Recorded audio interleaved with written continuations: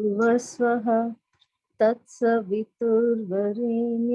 भर्गो देवस्य धीमहि धियो यो न प्रचोदयात्। ॐ शान्ति शान्ति शान्तिः।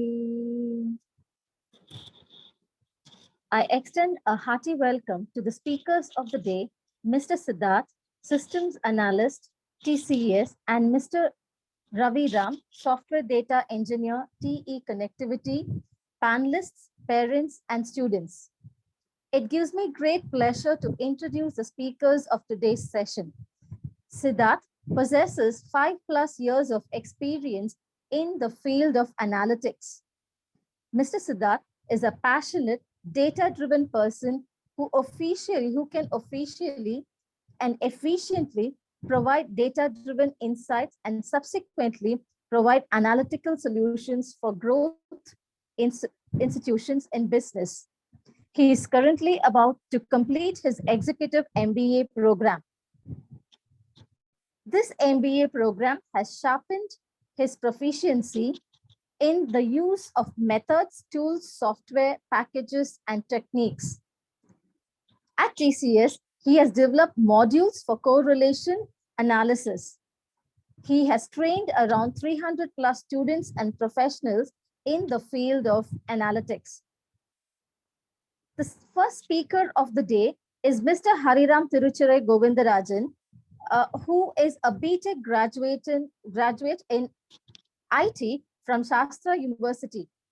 And he further went on to complete his master's in computer science and engineering from the Pennsylvania State University. His research interests and thesis was centered around hardware software optimization for data-driven applications.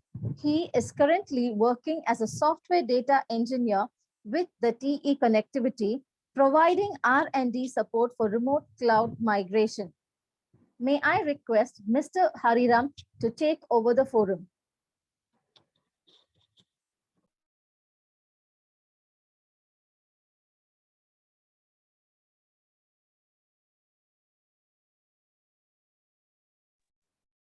Unmute Hariram, sir. Yeah. Namaste all. It's indeed a pleasure for me to come back into a forum offered by DAV. Being an alumnus of this wonderful institute, and I'm forever thankful to the teachers who guided me to the position I am in today, including Mrs. Hemalata, who's part of the panel today. So my talk would be mostly centered around the artificial intelligence. I'd be giving a brief introduction about it. I'd be talking about the various other interconnections with the other data fields. I'll be talking about the various generations of artificial intelligence. And finally, I'll be going over some of the tips to the students who want to pursue a career in artificial intelligence based on my experience. So basically, artificial intelligence, if you take a few examples on how to explain, for example, let's say there is a hurricane or a cyclone that has formed at the ocean. How do you do a prediction of its path, and how do you actually get into predicting which areas it would affect, how much intense it would be? So all this is done by a predictive model. So there are millions of photographs that are available through the satellites, and using these, we are able to predict the path of the cyclones and save a lot of property and lives. Some of the models use the relationship between the storm, how it behaves, and the location where it has formed and the weather patterns around it. And some other calculate its motion speed and all those models and such type of stuff. But nowadays in modern artificial intelligence, how this is getting calculated is we have a set of rules where there is a direct there is a correlation between the behavior and the climate factor, and the ocean speed, and all those variabilities are taken into force, and we do the predicting. And the accuracy of prediction over the time has kept on increasing. I will be talking more about what I mean by accuracy in detail through this talk, but for now, I can say that accuracy over the years has been improving with respect to the cyclone or a hurricane prediction. And the next sort of an application that AI dwells into these days is artificial intelligence powered cars. I know many of you are aware of Tesla and those sorts of cars, wherein just like a flight where the autopilot drives, the car can drive without a driver. So it just does object detection of the obstacles it may have in front, and also calculate if in sale there's a car in front, it can calculate the speed of the uh, at which the car in front is moving, and it just moves through. All this is done because of the advancements in artificial intelligence. And then, of course, although students are recommended not to use a lot of social media, I know some of you or many of you do use social media. There you can see, based on your searches, your preference, the system itself learns and gives you a hashtag that and ads based on your previous searches, citing those are your preferences. And the others could be like a user experience that has been personalized just like you want it. Let's say you want to, for example, a news, you are interested in hearing a lot of current affairs, sports, and you have a preference of reading them over time and again. What the website and the system thereby does is it learns, it thinks that you like these, and it will keep feeding those news at front for you. And then, of course, robots. We are all aware of the general principles of how robotics works. So these AI-powered robots, they help in cleaning the houses, they help in lawn mowing, and a lot of generic stuff nowadays. And these are available on the market as well. So there is this general question about what is different between artificial intelligence, data science, and machine learning. I would not say they are very different from each other. I would just say they are just interconnected with each other. And I would tell you how they are interconnected with each other. For example, data science means like you are extracting a lot of unstructured data. It may be structured as well in a lot of cases. What you do using these data is you put them into a form where decision making will become easier. That's what a data scientist's job is to do. So you interpret this data, and effectively this data is used to help your decision making. Then what does machine learning do? This is the next phase. What machine learning does is it has a set of algorithms or rules where it analyzes the data, it learns from the data, and it starts forecasting what's going to happen, something of that sort. But what AI does is next level. You have to keep feeding the data continuously so that the system becomes more and more accurate. It becomes more and more improved with the decision making. But the cutting edge is it helps in making human-like decisions. Artificial intelligence, how it is different or how it is advanced from machine learning is it is helping you make human-like decisions. It thinks just like humans. So why I say they're interlinked, I would go through the artificial intelligence and how the generations have involved or evolved over the time. So the first generation looked at mostly defining the rules, as I told you, and these rules help you make some conclusions. But the rules are defined, and these are defined based on some expert set of knowledge that have been already there, statistics, mathematics that have already existed. So all this relied on the expert knowledge though. And you, for example, helping making some sort of a predictive modeling on weather patterns, like olden days, not the current ones, the olden day weather pattern predictions, they were all the first generation of artificial intelligence. The second generation, it used, as you are aware, the machine learning, the deep neural networks, the neural networks in general. It helped analyze the contents, and they were helping you with sensing, perception. These still exist to this day. And of course, robotics, the sensors in the cars that I talked about, all these are part of this system.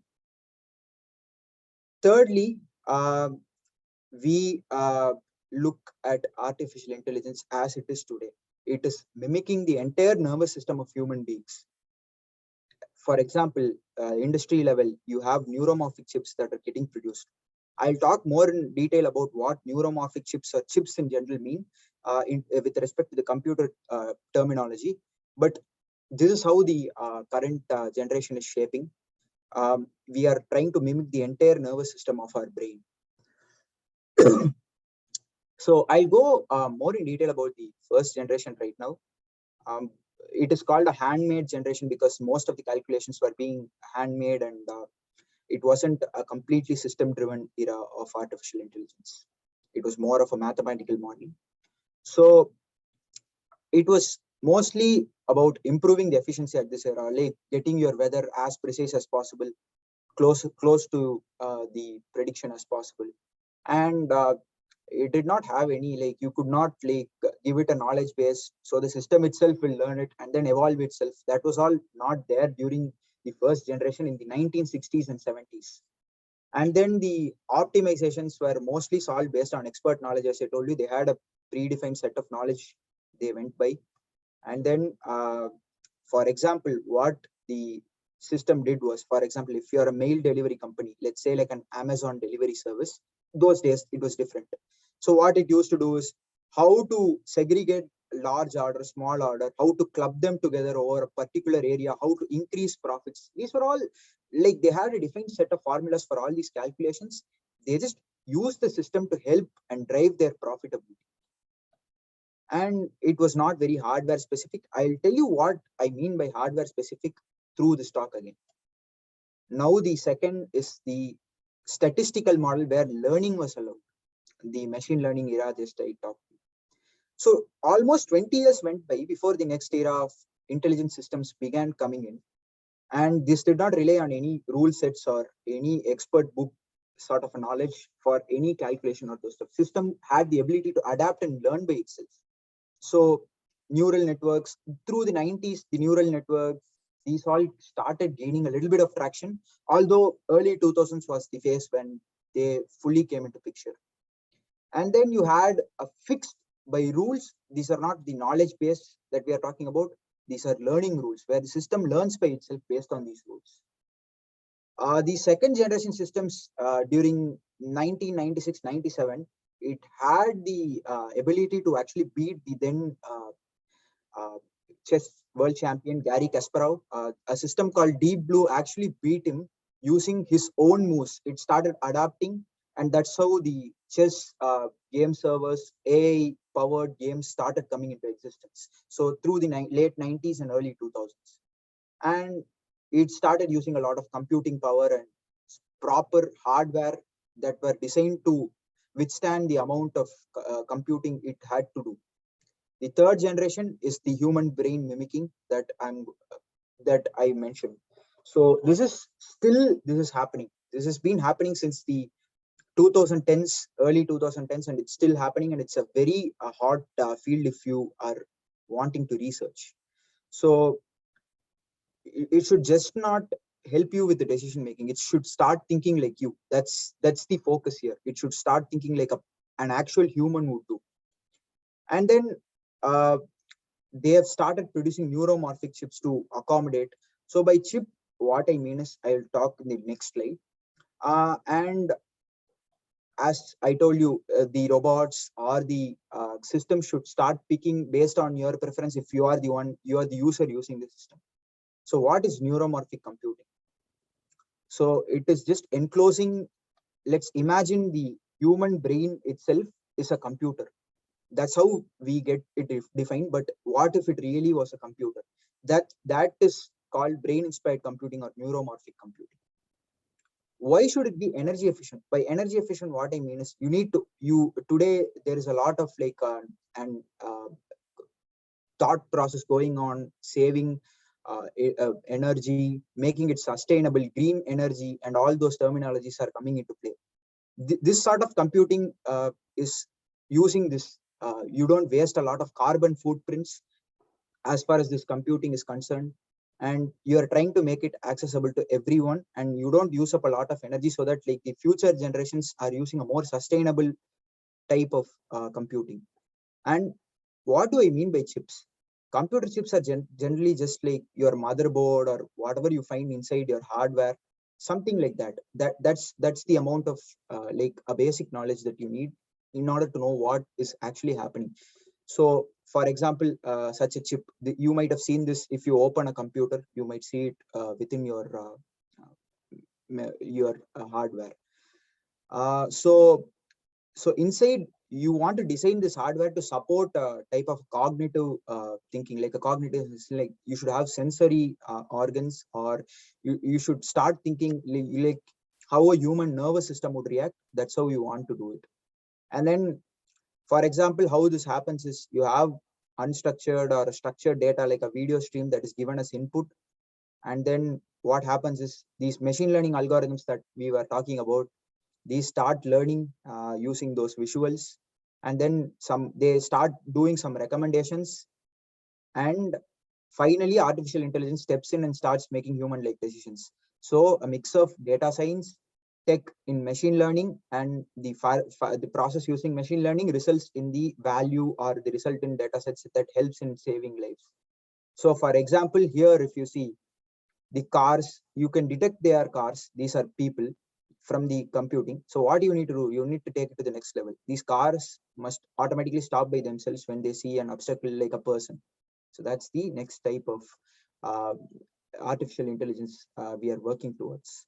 So for example, if you see the current results, you can see that the security measures in the airports and all those stuff. For example, dog sniffer team generally tries to look for any bombs or any narcotics that might be there as part of the airport screening.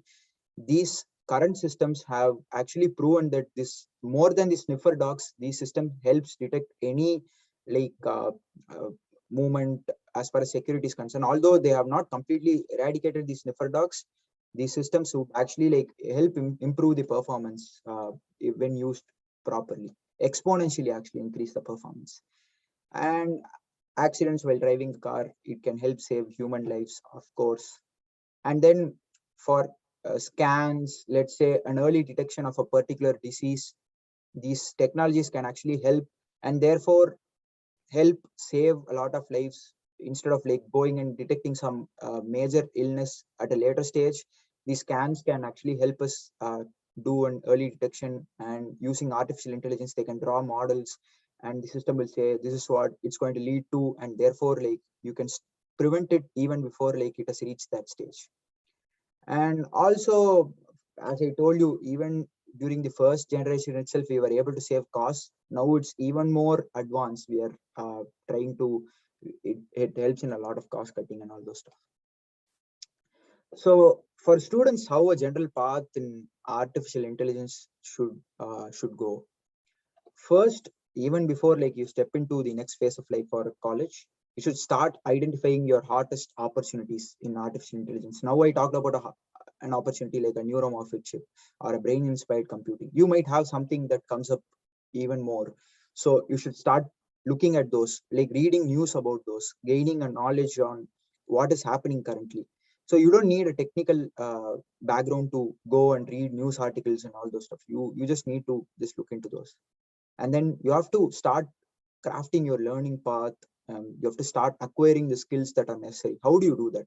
First, when you're at school, you need to have a sound mathematical knowledge and statistical knowledge, because that helps you understand the models better, because the earliest generations were all mathematical models. So it's imperative that all of you students have a great mathematical and statistical knowledge, so that you don't have to revisit them once again when you are pursuing a career in AI. So this is like a good platform for you if you have a good math knowledge. And then you start learning your coding languages. For artificial intelligence, specifically if you are equipped with a language like a Python or R to pursue your statistical modeling, it gives you an additional boost. It is not like you just need to know these languages and then you're good. It's not like that, but you need to know these languages, and that gives you an additional boost. And then it's important to understand how memory system works, or hardware works, how data processing happens within the hardware, how this is done. You need to know all this to move towards giving an optimized solution. And finally, when you are in your college, when you're pursuing uh, your undergrad degree, a BE or a BTech or whatever, so you need to start like driving yourself into learning like deep learning, explore machine learning more, and go around machine learning, see what's happening, learn the algorithms, and all those stuff comes at a later stage. But have a good math background and develop your coding skills, and things will automatically start falling into place.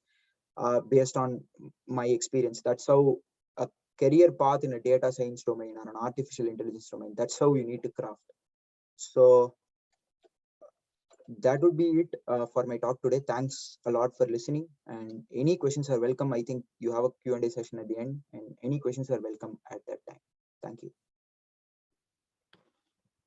Thank you, Mr. Hariram, for making a layman understand what artificial intelligence is and also about computing, brain system computing. Thank you so much. I request the students to reserve the questions for the end of the session. There is a question answer session, and you can type out your questions in the question answer window or the chat box that is available. I now request Mr. Siddharth to take over the forum.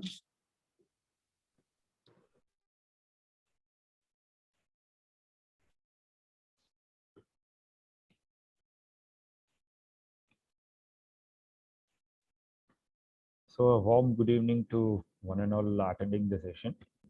So first I would like to start my speech by thanking Sri Vikasharya, the Secretary, Mrs. Shanti Ashokan, Director Academics, Mrs. Chitra Raghavan, Principal, Mrs. Shwarna Prabhakaran, Headmistress, and Ms. Catherine and Hemalata for coordinating with us throughout this journey.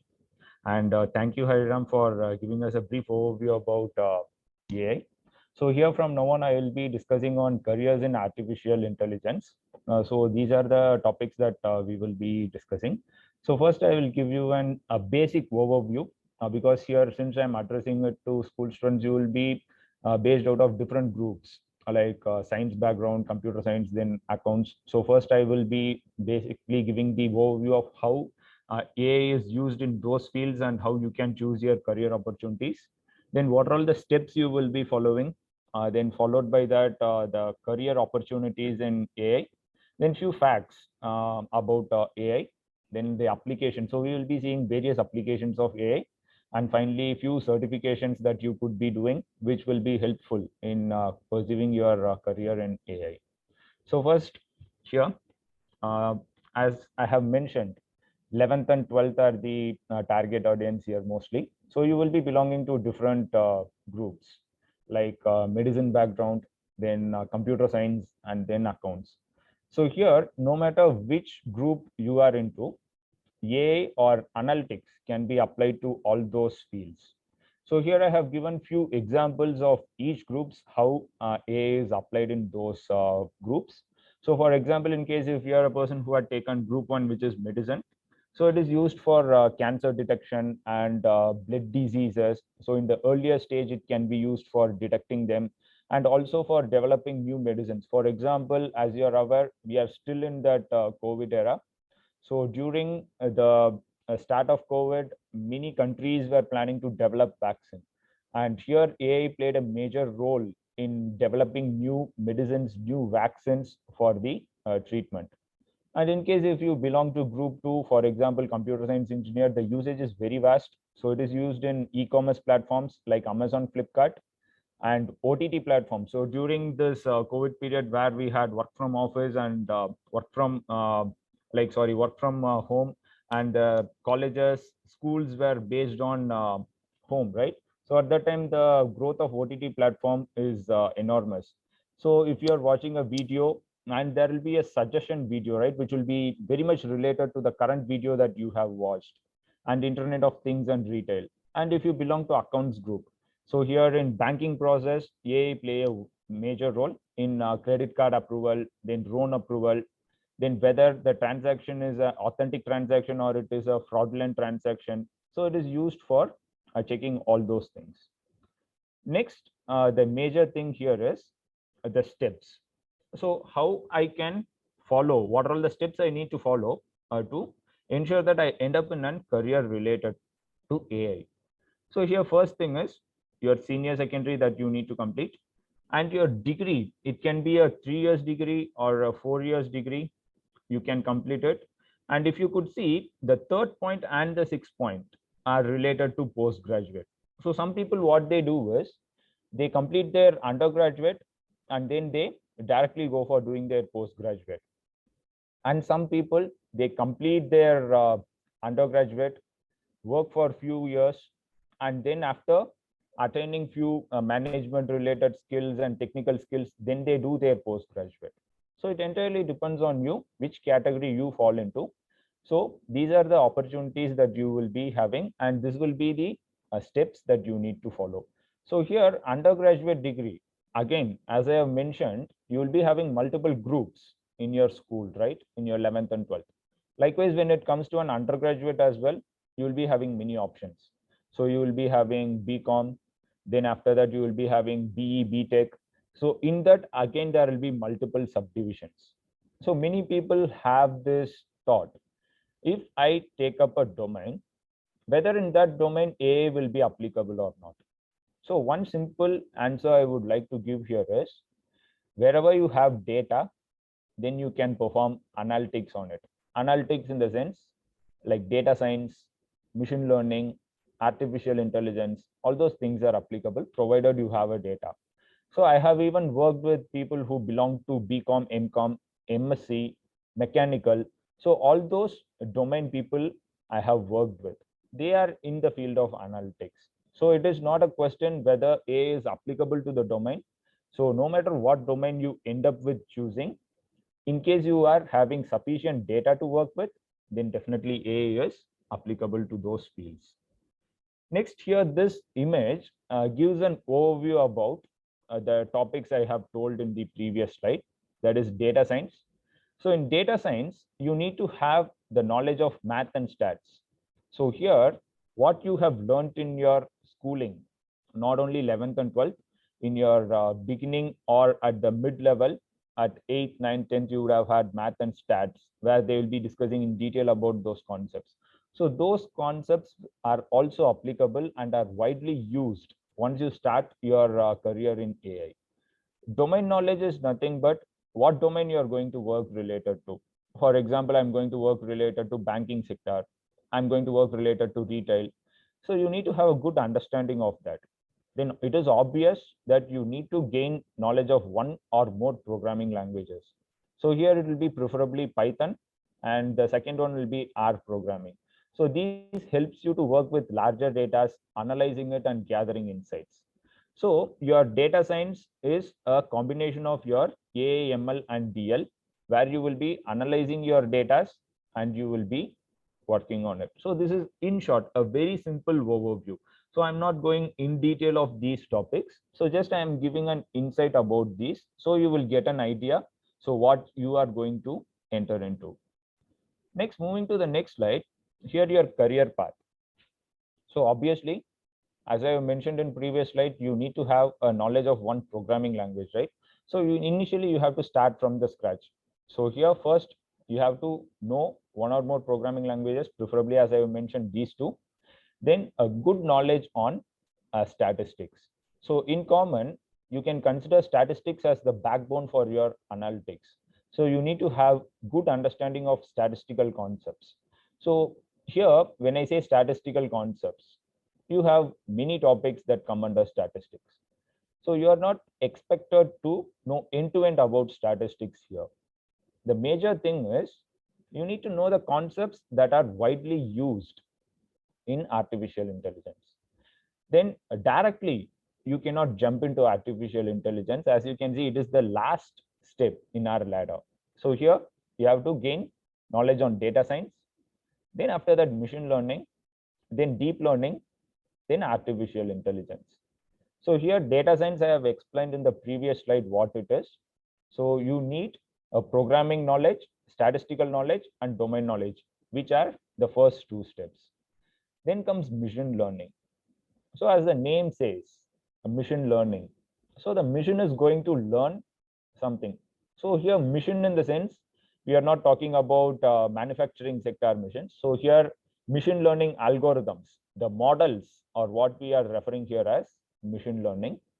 So it will learn from the data that you are passing. For example, you can take YouTube as an example here. Let's suppose you are watching a movie or you are watching a video clip. Let's suppose you are watching a stand-up comedy. So if you are continuously watching multiple stand-up comedies on daily basis, so the algorithm understands that you like these genre of videos. So it will likely to suggest those videos in recommendations. So that is what your analytics does. Then deep learning. So in deep learning, we will be working with neural networks widely. So neural networks, it is nothing but trying to replicate your brain's behavior.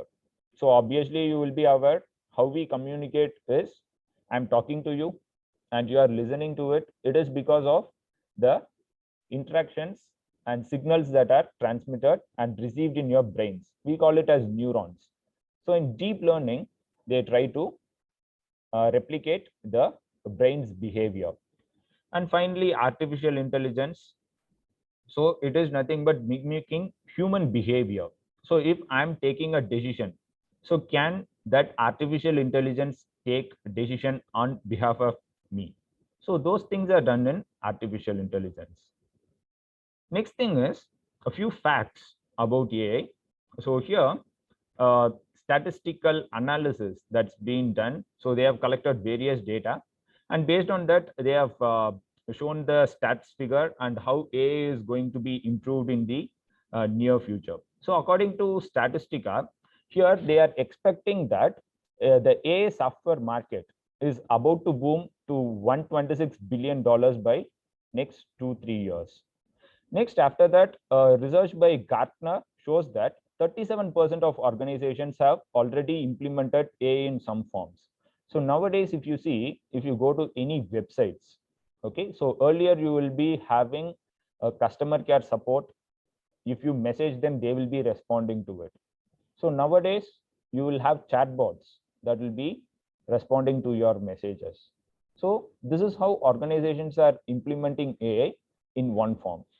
Next, after that, the percentage of enterprises employing AI has shot up to 270% over past 4 years. That is, we can consider this COVID period. So from 2019 until now, we are in that COVID period, right? So in those time frame, the usage of AI has grew a lot because as you're aware, many people started working from home, right? So here, in such cases, the use of artificial intelligence, machine learning will help us to a larger extent. And also, according to Servion Global Solutions, so it said that by 2025, 95% of customer interactions will be powered by AI. So as I was talking about chatbot, it is nothing but an artificial intelligence interaction with human, right? And it is mentioned that 95% of customer interaction will be powered by AI by 2025. And also, a recent report in 2020 states that approximately 54% of AI software growth is there in the market. So these are few statistical figures that I have collected online. And moving on to the next part, in a day-to-day life, okay, how AI is used. So you might be using these products, you might be aware of these technologies, but how do they work? So first we will take this autonomous vehicle. So everyone is aware of self-driving cars, right? So nowadays it had become very popular and everyone should be aware of Tesla. And also in India as well, there are many Indian manufacturers who are trying to come up with electric vehicles and autonomous vehicles. So here, these cars will gather data on live data, it will be gathered. And based on that, it takes decision. For example, let's suppose you are moving on a road. So there will be sensors that will be attached to the cars, which is used for detecting the motion in front, whether there are any vehicles that are there, should the car needs to stop, and it detects the signals, red, then yellow, green. It detects the signals. Based on that, it takes certain decisions. So this is an autonomous vehicle. And spam filters. So at least once in a day, we open our mailbox, right? So if you see, there will be some mails that will be ending up in spam, and few mails will be in our inbox update promotions. So how the mails are categorized as spam mails or non-spam mails? So again, your analytics come into picture. So already you will be training your models with few mails that are spam and non-spam mails. So based on that, if I pass a new mail, it will understand it is a spam or non-spam mail. For example, if there are any suspicious links or any vulgar words, non-parliamentary words are available or it is present in your mail, that will be categorized as spam mail. Then after that, facial recognition. So now, obviously, everyone are equipped with a smart device.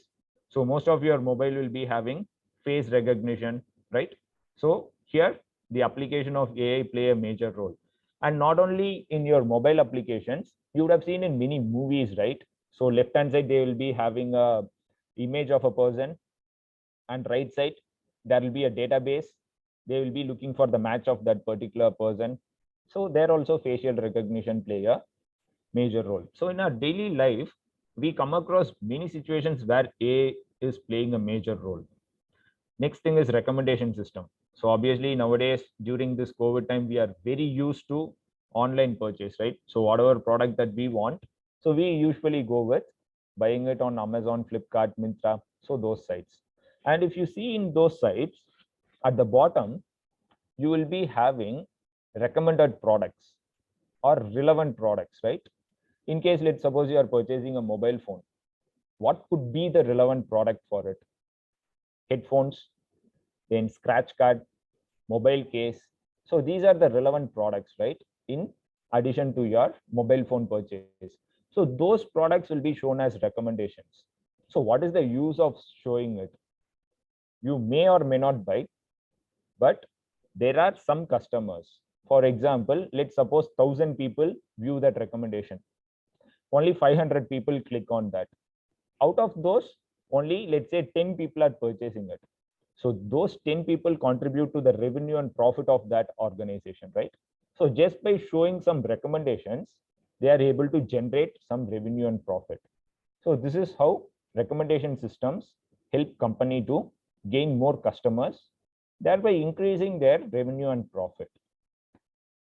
Next here, we will be looking into social media and print media. So obvious it is Instagram. So I believe most of you would be spending some quality time in reading as well in social media. All right. So here, Instagram, if you start watching reels, let's suppose you are watching a reel based on certain genre, or suppose there is a song that had become very famous and people are doing reels based on that. If you see that, if you scroll continuously, you might find some relevant videos to what you are viewing. So the algorithm learns that this is what you like. Based on that, it starts to show you the relevant reels. Next comes your Facebook. So it is a similar thing. So if you are watching some posts, news feeds, so based on rigorous and regular training of what you are looking at, so it gives you similar results. Next comes Twitter. So obviously nowadays Twitter is like a talk when when in social media platform, Twitter has become the talk. Why? Because everyone is aware of Elon Musk is taking over Twitter, all those things. So in Twitter as well, we are having multiple use cases related to AI. And finally, the newspaper media. Let's suppose you have a newspaper application in your mobile. So you might be finding various categories, right? Entertainment field. Then after that, you will be having politics, sports. So if you go into each of those folders, you might find various news related to it, right? So it is not a person who sits behind, who reads the news and sees, okay, this news belongs to sports category. So he will be moving that news to sports folder. So it is not like that. So here as well, AI play a major role in classifying your data and categorizing it based on different genres, sports, entertainment, then after that, movies, so all those genres.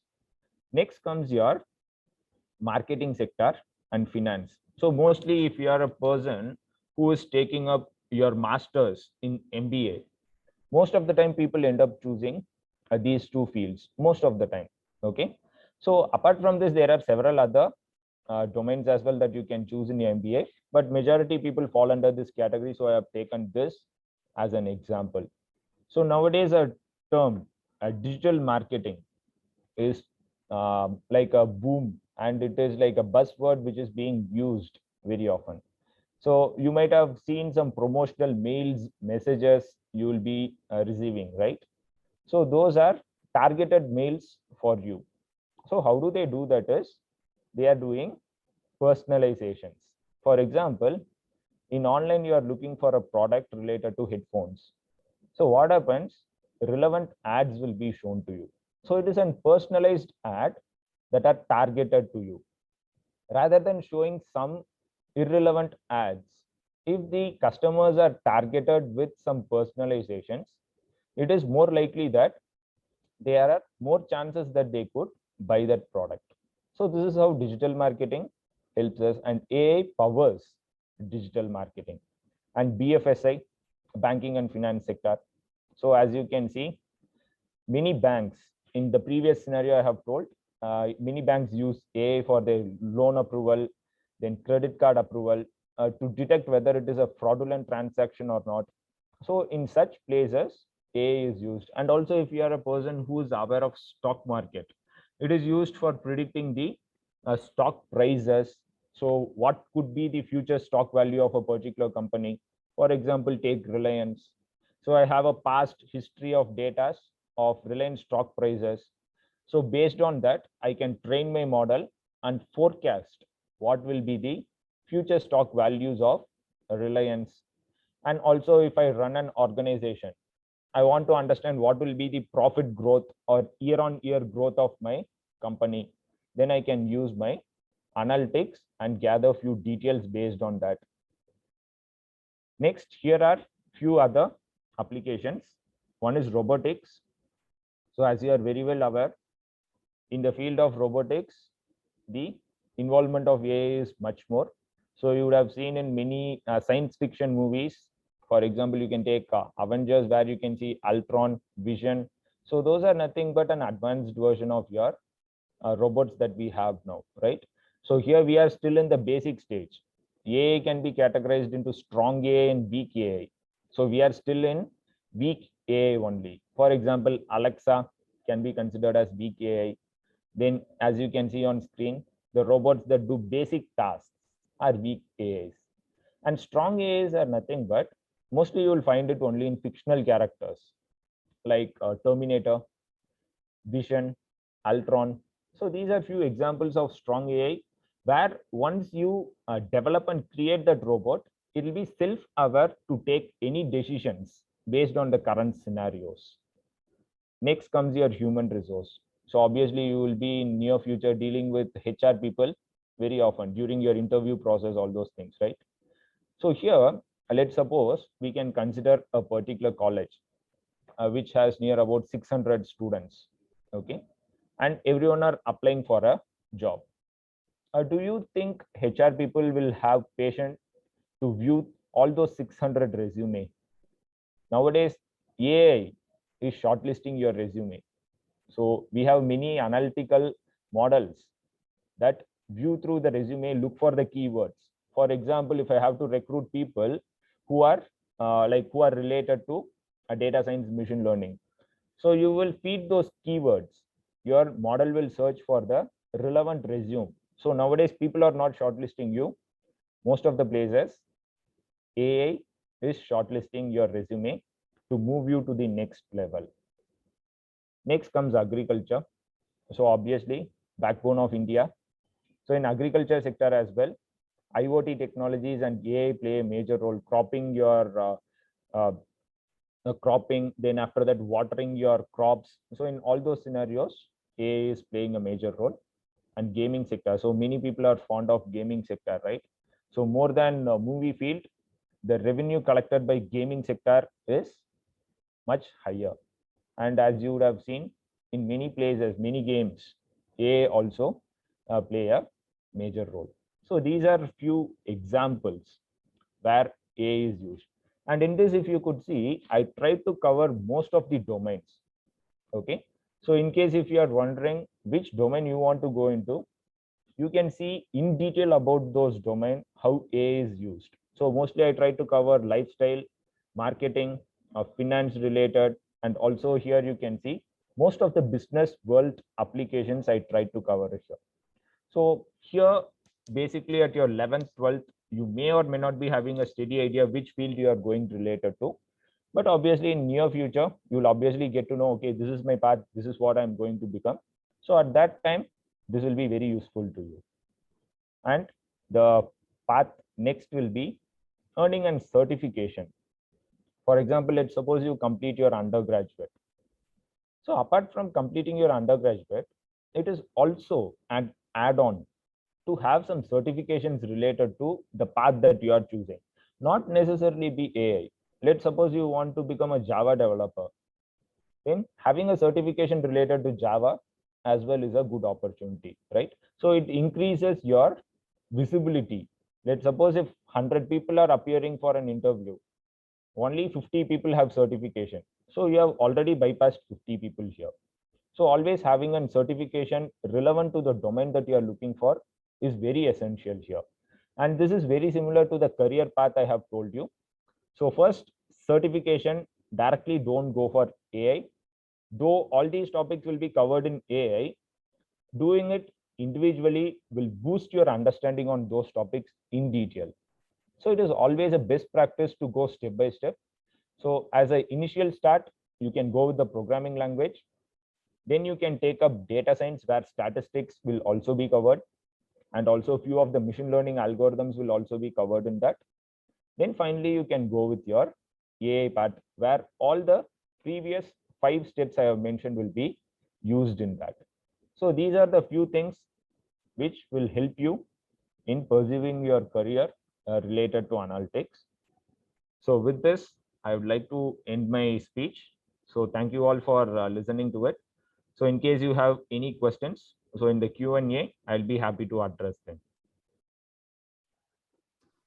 Thank you, Mr. Siddharth. That was a very detailed and elaborate session on AI, machine learning, and data science. It was really wonderful.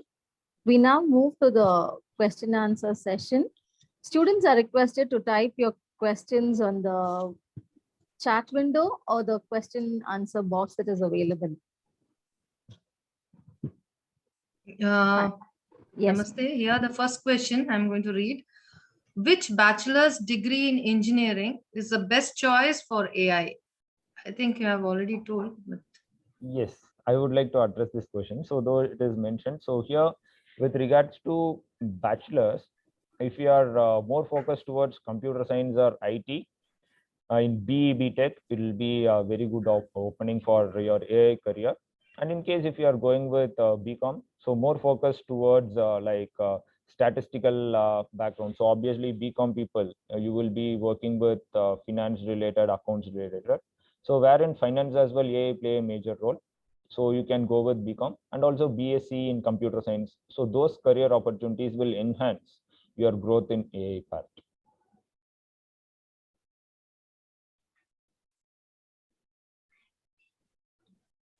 second question again is computer engineering specifically required or a must for AI? I think even I'm not from a computer science background, so I have did my BE in EEE. Okay, so as I have mentioned, no matter what domain you choose initially in your senior secondary or in your undergrad, so that does not matter much here. Okay, so obviously you will be ending up in an IT domain. Most of the people here, obvious it is known. So there you can choose your career path. So once you know what you are starting to work with, then you can plan accordingly, because we never know what future brings, right? So you might be planning to become a developer, but that particular company might be recruiting for testing role or support role. So it is not like everyone ends up in their dream job in the first go. So my suggestion would be, first start with the opportunity that you get, Then after that, as I have mentioned, do some certifications. I did it myself. I did a certification in analytics. Then I have switched my job to coding based analytics. So you can also try the same. So that would be my suggestion. Next question. How does an MS and MBA dual degree work? I will answer that question. So, I mean, I think you're asking, is there a program that does it, or is there, is it worth taking? Probably I'll answer it in two parts. So there are two options. There is a program called MIS that's available in many of the institutes now. I think it has come up even in India. They offer it at IIMs. So there's a program called MIS. So you can go look at it, Management Integrated Systems, wherein you there the part of the subjects is on the management, and the part is one half of it is on technical stuff regarding data analytics and all those stuff. That course could be a good option instead of doing an MS and an MBA separately, because that's going to take a longer frame of time. Here, within 1.5 years, you can take it's like a dual degree basically, and you can go into management related roles, or you can go into tech side roles as well. And you don't need any background in computing to take those courses as well. Any person, even with an accounting background, can actually take MIS and move into management system with gaining a little bit knowledge on the technical side as well. So you can move into techno functional role as such. So it could be a good option rather than doing an MS and an MBA separately. If you intend to do that, then it's a great option. Doing an MS and then an MBA, it would be a great option as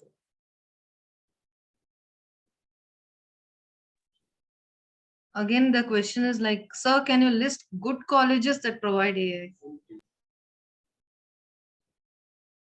So here I will take up this question. So with regards to the college, I will not be able to name any such colleges, but I can recommend you can look into NIRF site, where you can look for the top colleges.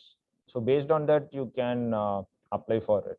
So here there are I will not be able to name any colleges as such here, but you can go for NIRF, IIRF rankings. So based on those rankings, whichever college that suits you, you can plan for it accordingly.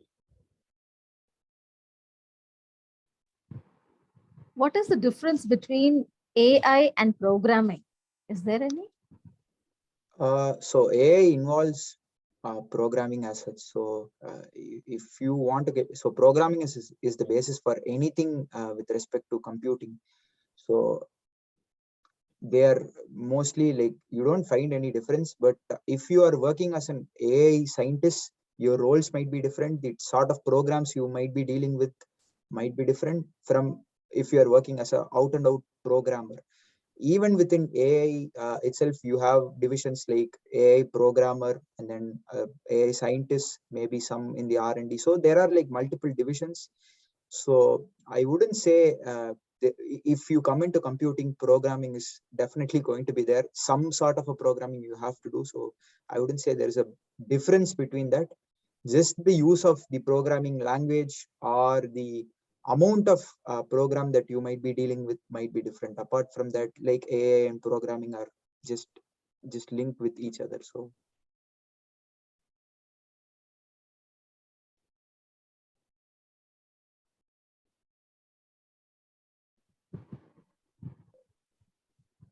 There was a question on subdivisions in computer science. Am I right, Hema ma'am? Yes, ma'am. What are the different subdivisions? So yeah, I can actually like answer that. So there are like a lot of subdivisions. Broadly, let's say you have 3 or 4, probably you can say hardware engineering, software engineering, and then you have the data science side.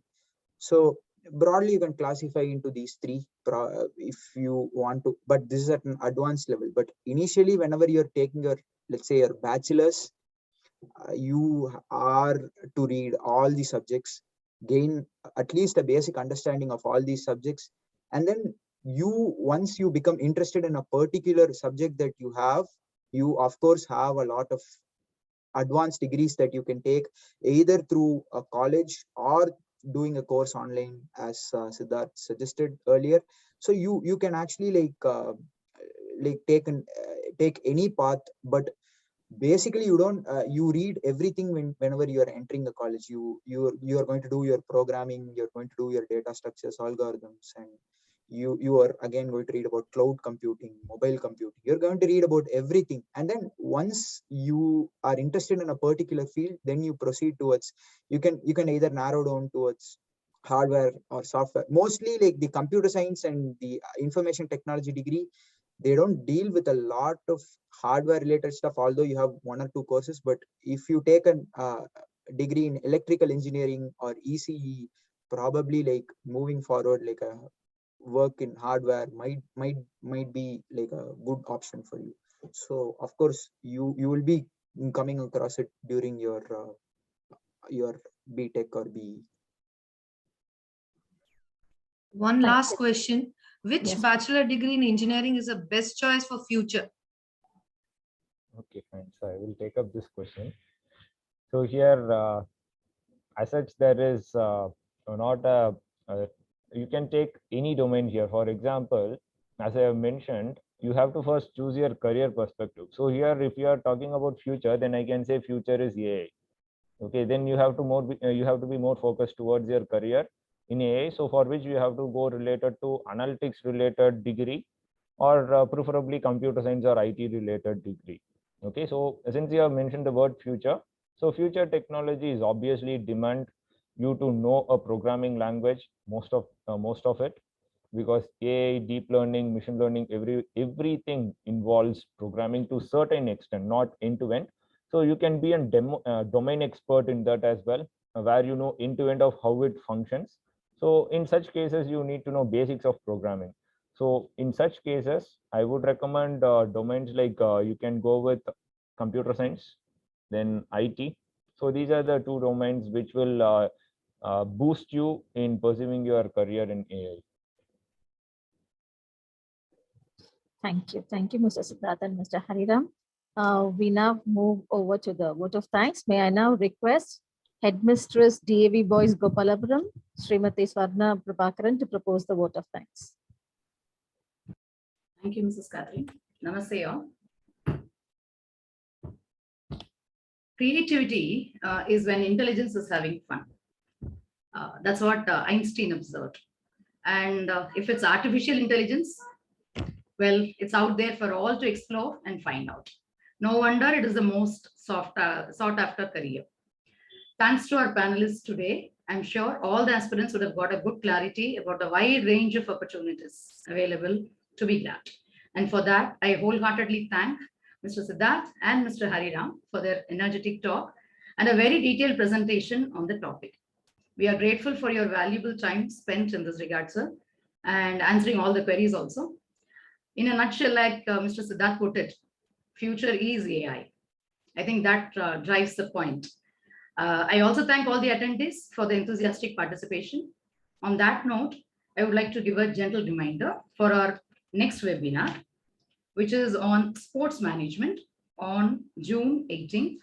Again, another great career with great opportunity for all who love to explore. Thank you all. Namaste. Thank you, ma'am. Thank you, Mr. Siddharth, and thank you, Mr. Hariram. Thank you all. Thank you. Thank you.